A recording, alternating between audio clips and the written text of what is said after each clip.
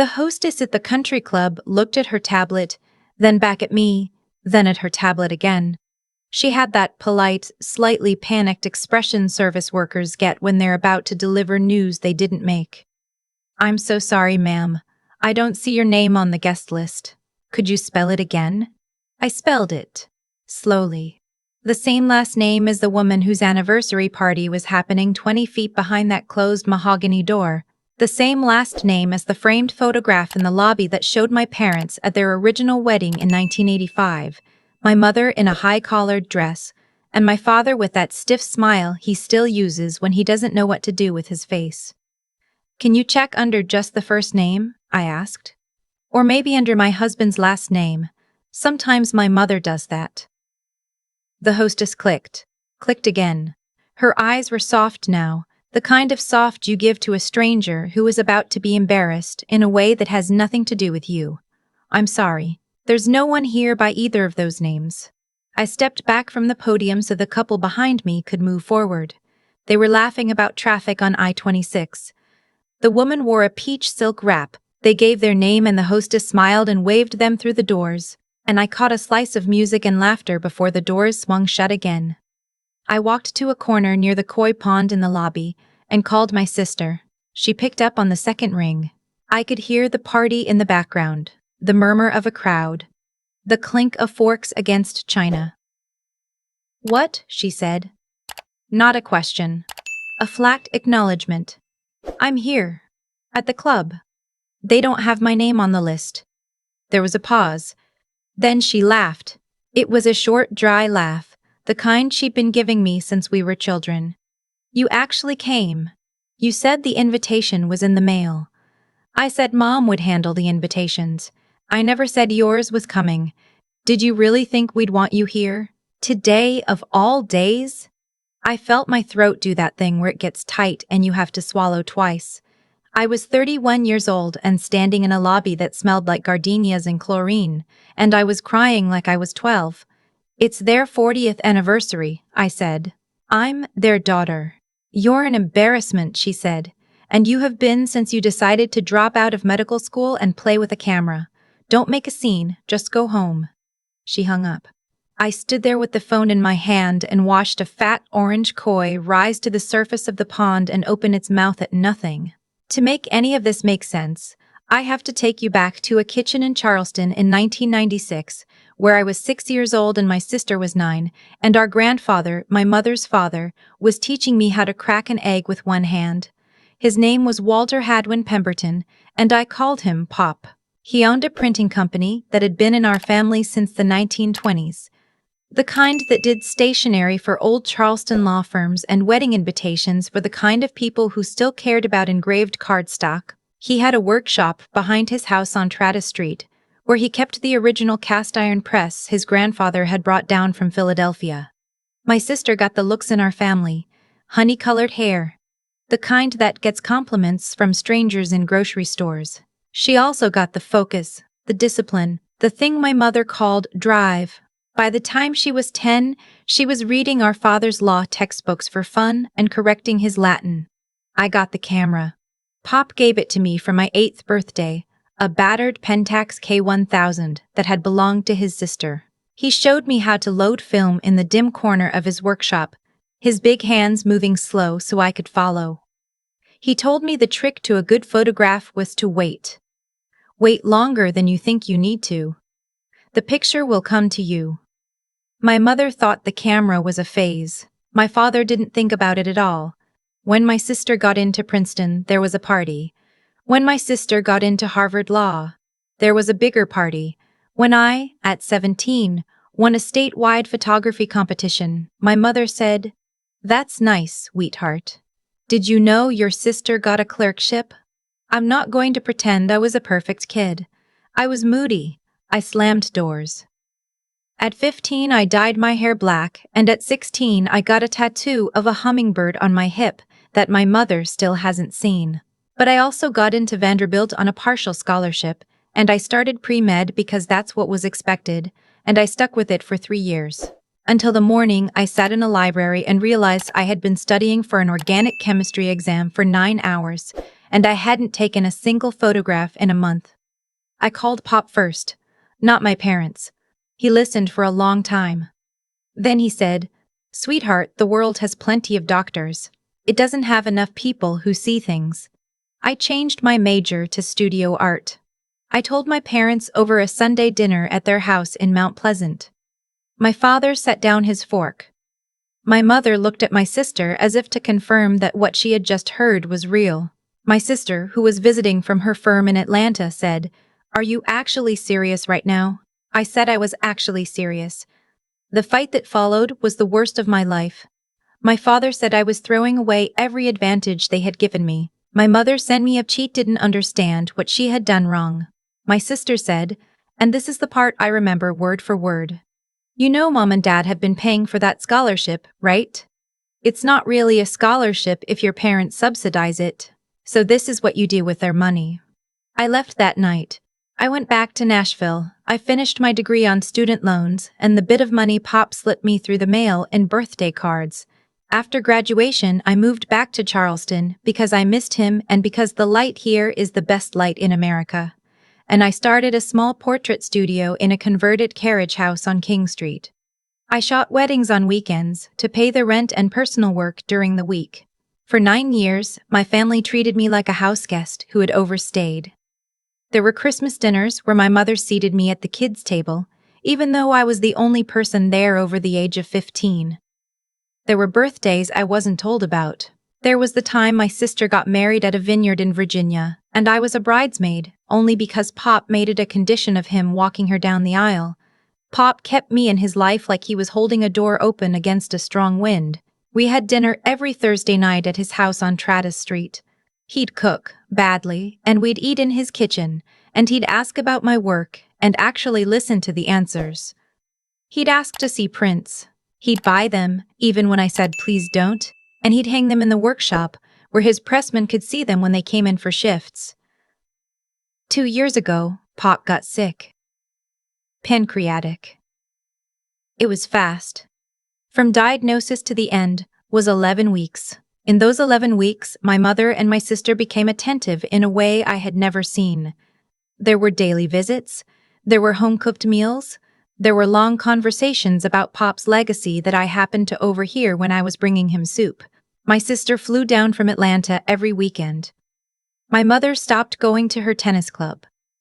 I want to be honest about what I felt. I felt sick. I felt sick watching them perform love at a dying man who had never quite trusted them. But I also told myself I was being uncharitable. People grieve differently. Maybe my mother actually loved her father. Maybe my sister actually loved her grandfather. Who was I to judge? The week before Pop died, I sat with him while my mother was at the pharmacy. He was very thin by then. His hands looked like they belonged to someone else. He said, "Sweetheart, there's a folder in my office, in the bottom drawer of the green file cabinet, the one with the broken lock. Inside, there's an envelope with your name on it. Don't open it until after." I said, "After what?" He smiled, very tired. "After they make you feel like you don't matter, you'll know." He died on a Tuesday morning. I was there. My mother was there. My sister flew in that night. The will was read the following Monday. My sister and my mother had been preparing themselves for weeks. They wore black dresses. They held hands across the lawyer's coffee table. Pop left his house on Travis Street to my mother. He left a generous trust to my sister. He left his car, a 1972 Mercedes that he had babied for 40 years, to my brother-in-law, who had only met him 4 times. He left me $10,000 and a sentence, to my granddaughter, with love, knowing she has everything she needs. My mother cried with relief. My sister cried more performatively. I stood up, told the lawyer, "Thank you," and walked out into the parking lot, and I drove to Pop's house, and I let myself in with my own key while my mother was still hugging the lawyer, and I went into Pop's office and opened the bottom drawer of the green file cabinet.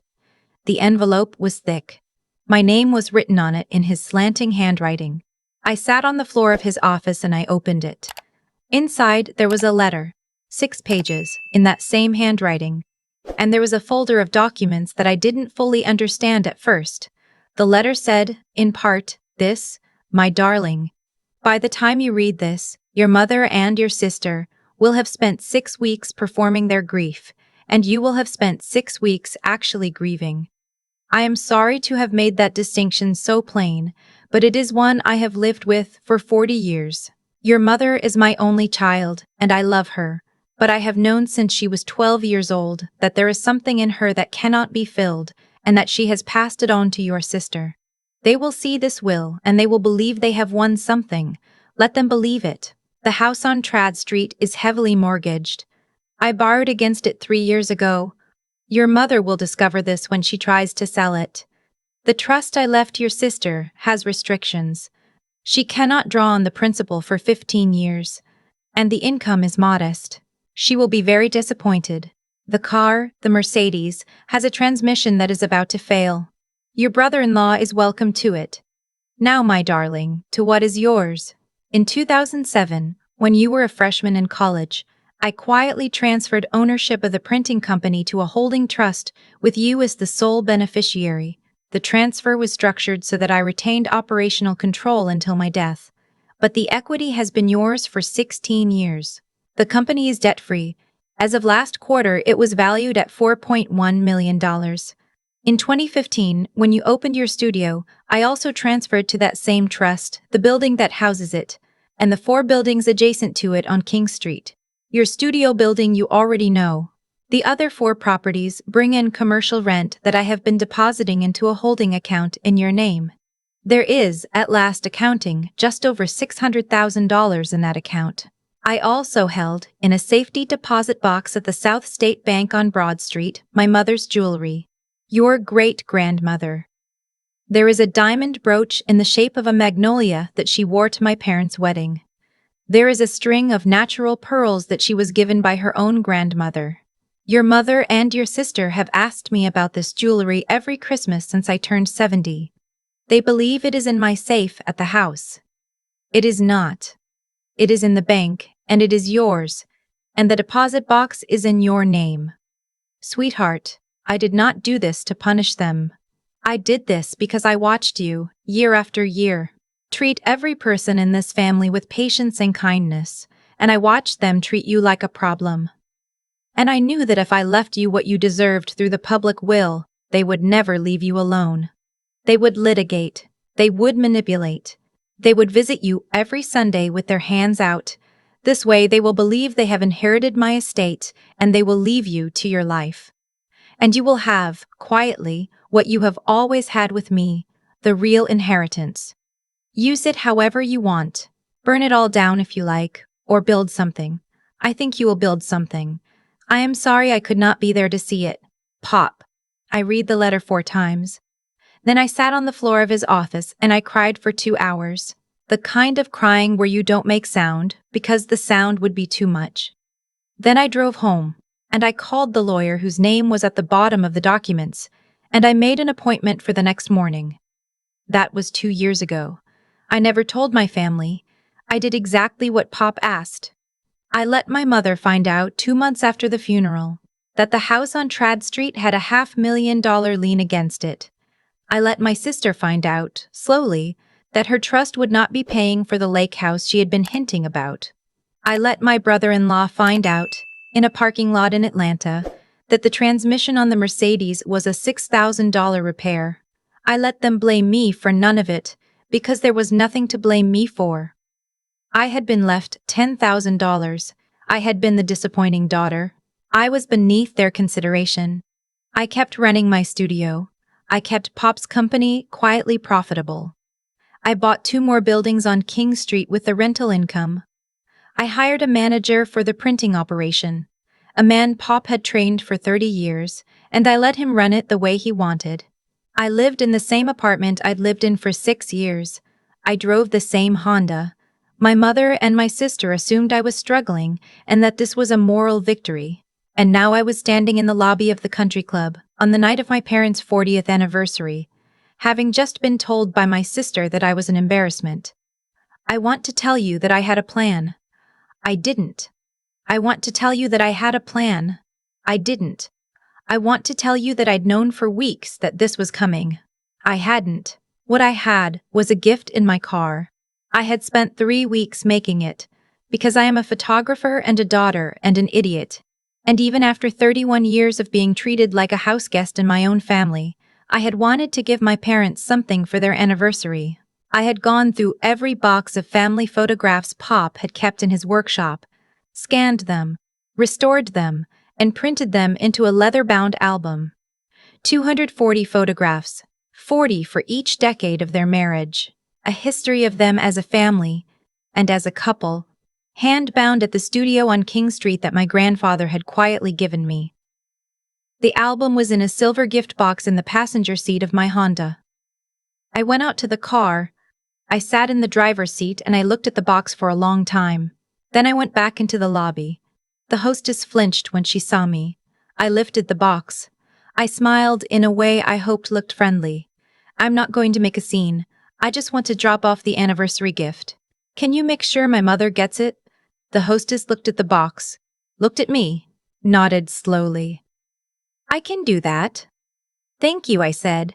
Tell her it's from her younger daughter. I tucked one other thing into the ribbon of the box before I handed it over. A second envelope, a copy of Pop's letter. The whole letter, 6 pages. I had been carrying a copy of that letter in my purse for 2 years. I don't know why. Maybe I always knew there would be a night like this. I gave the hostess the box. I walked back through the lobby past the framed photograph of my parents' first wedding. I got in my Honda. I drove home. My phone rang at 9:47 p.m. My mother's name on the screen. I let it go to voicemail. It rang again at 9:51 and 9:54. And every 2 to 4 minutes for the next 6 hours. My sister started calling at 10:08. Then my father, who hadn't called me in 8 months. Then my brother-in-law, then numbers I didn't recognize, which I later figured out were my aunts and an old family friend who had been at the party. I muted the phone. I took a bath. I made tea. I sat in my living room and watched the lights of the cargo ships moving down the Cooper River. And I listened to my apartment be quiet. And I thought about Pop standing in his workshop with his big hands on the cast iron press, telling me the trick to a good photograph was to wait. At 4:30 in the morning, I checked the voicemails. There were 47. The first ones were from my mother in a register I had never heard from her, a small, scared voice asking me to please pick up. Please, honey, please. The middle ones were from my sister, and they progressed from confused to furious to crying. The later ones were from my mother again, and she was speaking very slowly, in the way people speak when they have had several glasses of wine and are trying not to sound like it. The one I kept was from my father. It was 38 seconds long. He said my name. He said, I read the letter your grandfather wrote. I read the whole thing. I have been sitting in my car in the parking lot of the club for 2 hours. I don't know what to say to you. I don't think there's anything to say. I'm sorry. I'm so sorry. I have been a terrible father to you, and your mother has been a terrible mother to you, and we did not even have the dignity of knowing it. There was a long pause. Your grandfather knew us better than we knew ourselves. I'm sorry. I love you. I'm sorry. I listened to that voicemail 4 times, then I deleted it. Not out of anger. Out of mercy to myself. I did not want to carry his sorrow in my pocket.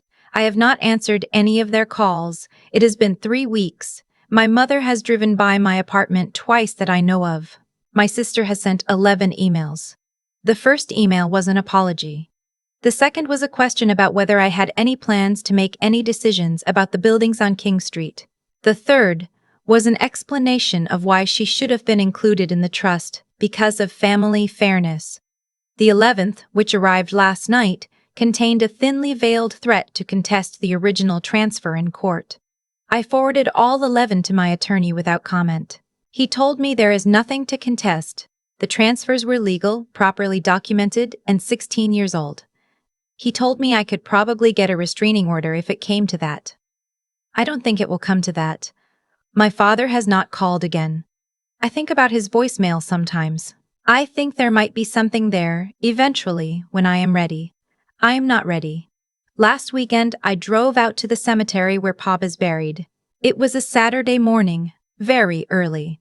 The kind of Charleston morning where the light comes through the live oaks in pieces and the Spanish moss looks like it's breathing. I brought a thermos of coffee and a folding chair. I sat by his grave for 2 hours and I told him everything that had happened. I told him about the country club, about the silver box, about the voicemails I had not returned, about my father in the parking lot, about the 11 emails. I told him I had decided what I wanted to do with the printing company. I am giving 60% of it to the employees, the shop manager Pop trained, the 8 pressmen, the 2 designers, the woman who has run the front office for 23 years. I am keeping 40% and stepping into a partner role, which is what Pop did with his own father in 1968. The lawyer thinks I am crazy. I think Pop would have called me sweetheart and told me to do it anyway. I am keeping the buildings on King Street. I am keeping the brooch in the shape of a magnolia and the pearls. I am not keeping the rest of the jewelry. I am sending it, piece by piece, to a women's foundation in Charleston that funds scholarships for first-generation college students in the arts. I have already sent the first piece.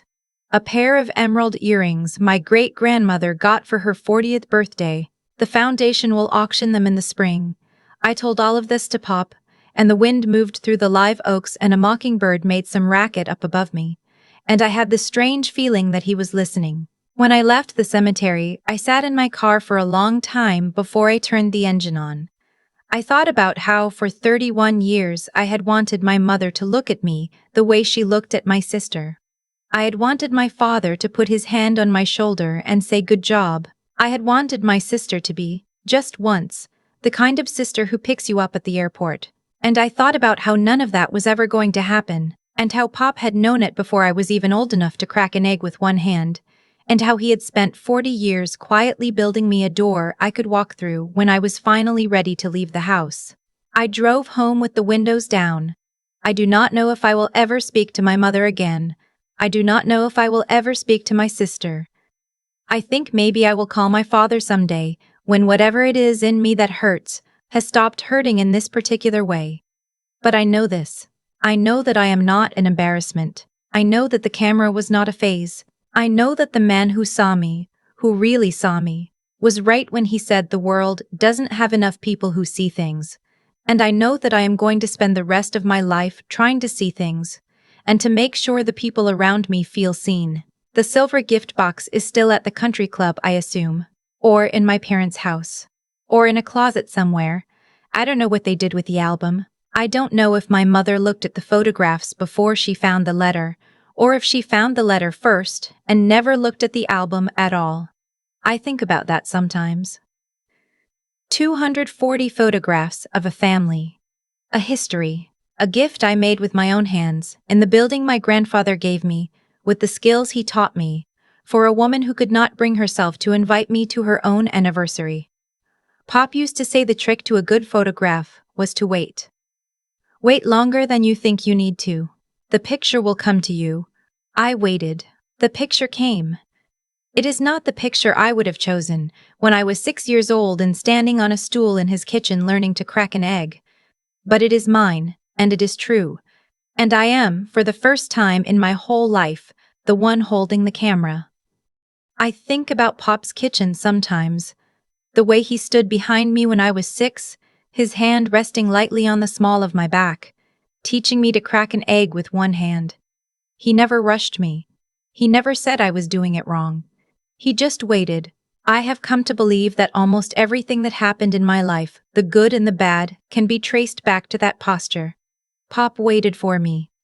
My mother and my sister did not. And the seeds we plant in the people around us, even seeds as small as patience or impatience, grow into the harvest we live in for the rest of our lives. What I learned, walking out of that country club lobby with my phone full of unanswered calls, is that consequences are real, and they are slow. My mother spent 40 years treating me like a problem she had to manage instead of a daughter she had to love. My sister spent 31 years collecting small cruelties like trophies. They believed they could do this without cost because the cost was never billed to them. It was billed to me. but Pop, who saw everything, kept a quiet ledger. And on a Tuesday morning in his hospital bed, he handed me that ledger and told me what to do with it. The lesson I take from that is not about revenge. I want to be clear about this. I did not ruin my family. My family ruined my family. I simply stopped paying for the damage with my own silence. There is a kind of strength I had to learn the hard way. It is not the strength of shouting or fighting back. It is the strength of waiting longer than the people who hurt you think you are capable of waiting. It is the strength of building a life so quietly and so well that when the moment comes to walk away, you do not have to slam any doors. You simply walk. I want the people listening to this to know that if you are the unseen one in your family, you are not broken. You are not the problem. There is something inside you that knows the truth, and that something is worth protecting at any cost. Find one person, even just one, who sees you the way Pop saw me. Hold on to that person. Listen to them.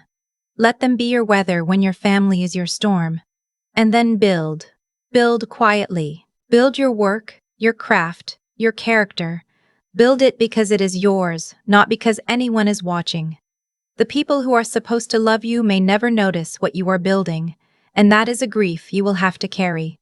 But the work itself will hold you, and one day, when the moment comes, you will find that you do not need their permission, and you do not need their applause, and you do not even need their apology. You will just need to know what to do with the camera in your hands.